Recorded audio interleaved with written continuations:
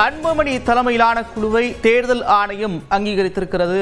எங்களுக்கு மாம்பழம் சின்னத்தை ஒதுக்கியிருக்கிறார்கள். கட்சியினுடைய கொடி மற்றும் சின்னத்தை அன்புமணி தலைமையை ஏற்றுக்கொண்டவராக மட்டும்தான் பயன்படுத்த முடியும். அதே போல வேட்பாளர் படிவத்திலும் கையெழுத்திடுவதற்கான உரிமை அன்புமணிக்குத்தான் இருக்கிறது என்று பாமக வழக்கறிஞர் பாலு தெரிவித்திருக்கிறார். இது தொடர்பாக அவர் செய்தியாளர்களை சந்தித்த காட்சிகளையும் பார்த்து வந்தோம்.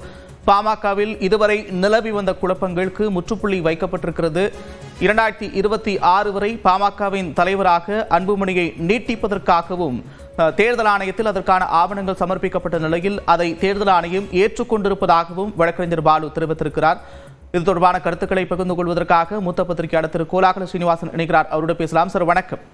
வணக்கம். தொடர்ச்சியாக நீடித்து வரக்கூடிய வார்த்தை போர் குழப்பம் இப்போ மேலும் ஒரு கட்டத்தை எட்டியிருக்குது. தேர்தல் ஆணையம் எங்களைத்தான் அங்கீகரித்திருக்கிறார்கள், சின்னம் எங்களுக்குத்தான் ஒதுக்கி இருக்கிறார்கள் என்கிறார்கள் அன்புமணி தரப்பு.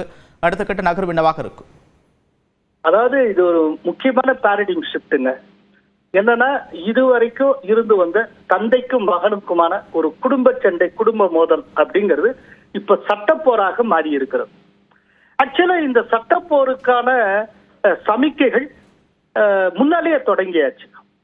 இப்போ சில நாட்களுக்கு முன்னால அன்புமணி ராமதாஸ அந்த பொறுப்பிலிருந்தும் கட்சியினுடைய அடிப்படை உறுப்பினர் என்கிற நிலையிலிருந்தும் நீக்குவதாக ராமதாஸ் அறிவிச்சார் இல்லையா?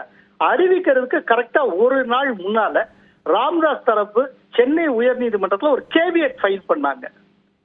அன்புமணி ராமதாஸ் தரப்புல இருந்து யாராவது ஏதாவது வழக்கு போட்டால், எங்களுக்கு எதிராக வழக்கு போட்டால் எங்களை கேட்காமல் எந்த முடிவும் எடுக்கக்கூடாதுன்னு கேவியட் போட்டாங்க. இந்த கேவியட்டை ஃபைல் பண்றப்ப நீ யோசிச்சேன் அப்படின்னா அடுத்த 24 மணி நேரத்துல ஏதோ பிரச்சனை வரப்போகுது. அதே போல அன்புமணி ராமதாஸ் நீக்கப்பட்டார். இப்ப ஆக்சுவலா இதுக்கான தீர்வு என்னவா இருக்கும் அப்படின்னா, பாட்டாளி மக்கள் கட்சியின் பைலாஸ்ல என்ன சொல்லப்பட்டிருக்குன்னு பார்க்கணும். இந்த பைலாஸ் யார் கையிலும் கிடைக்கல, அது அவங்களுக்கு தான் தெரியும். ஆனா நான் கேள்விப்பட்டது பைலாஸ் படி பொதுக்குழு தான் தலைவரை தேர்ந்தெடுக்க முடியும், தலைவர் தான் அப்பாயின்மெண்ட் பண்ண முடியும் அப்படின்னு சொல்லி இருக்கிறதாக நான் கேள்விப்படுறேன். இப்ப அது உண்மையாக இருந்தால் உண்மையான பாட்டாளி மக்கள் கட்சி அப்படிங்கிறது அன்புமணி ராமதாஸ் தலைமையிலான பாட்டாளி மக்கள் கட்சியாகத்தான் இருக்கும். அதே நேரத்தில் தேர்தல் ஆணையம் முடிவும் அது எடுக்கிற முடிவும் அப்படித்தான் இருக்கும். இந்த இடத்துல தேர்தல் ஆணையம் என்ன முடிவை நோக்கி போகும் அப்படின்னா, ஏக்நாத் ஷிண்டே சிவசேனையை விட்டு வெளியில வந்தப்போ அவங்க எப்படி டிசைட் பண்ணாங்களோ அதையே ஒரு பிரசிடென்டா வச்சுதான் இங்கே டிசைட் பண்ணுவாங்க.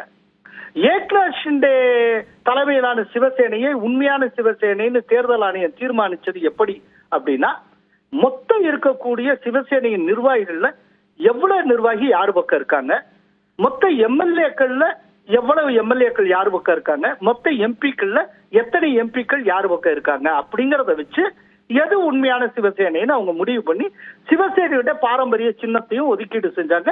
அந்த அடிப்படையில ஏக்நாத் ஷிண்டேக்கு கொடுத்தாங்க. இப்ப அதே போலதான் இங்கேயும் அதே லைனை ஃபாலோ பண்ணி ஒரு முடிவு எடுப்பாங்க. அப்படி ஒரு முடிவு எடுத்தால் நிர்வாகிகள் அப்படிங்கிற அடிப்படையில நிர்வாகிகள் பெரும்பாலானவங்க அன்புமணி ராமதாஸ் பக்கம் தான் இருக்காங்கன்னு நான் நம்புறேன். அதே போல எம்எல்ஏக்கள்ல எத்தனை பேர், எம்பிக்கள்ல எத்தனை பேருங்கிறதுலாம் பார்ப்பாங்க. இந்த அடிப்படையில பார்த்தால் அன்புமணி ராமதாஸுக்கு தான் சின்னமும் கொடியும் ஒதுக்கீடு செய்யப்படும். இது என்னுடைய அனுமானம். இது அநேகமா சரியா இருக்கிறதுக்கு வாய்ப்புகள் அதிகம். இதத்தான் இப்போ வழக்கறிஞர் பாலு ரொம்ப தெளிவாக சொல்லி இருக்கிறார். சோ இப்ப சட்ட பிரச்சனையை நோக்கி போயாச்சு. இனிமே கோர்ட்டு, கேஸ், தேர்தல் ஆணையம் இவங்க எது உண்மையான பாட்டாளி மக்கள் கட்சி அப்படிங்கறத தீர்மானிப்பாங்க. இப்ப எல்லாமே கொஞ்சம் கொஞ்சமா அந்த மொத்த பிஎம்கே ப்ராப்ளம் எல்லாமே கோர்ட்டுடைய கைகளுக்கும் தேர்தல் ஆணையத்தின் கைகளுக்கும் மாறிக்கொண்டு இருக்கிறது. அப்படி மாறிச்சுன்னா அநேகமா அது 99% அன்புமணி ராமதாஸுக்கு சார்பாகத்தான் இருக்கும், அவங்களுக்கு சாதகமாகத்தான் இருக்கும். இந்த ஒரு லீகல் பேட்டில் ராமதாஸ் அவர்கள் வெற்றி பெறுவதற்கான சாத்தியம் மிக மிக குறைவு.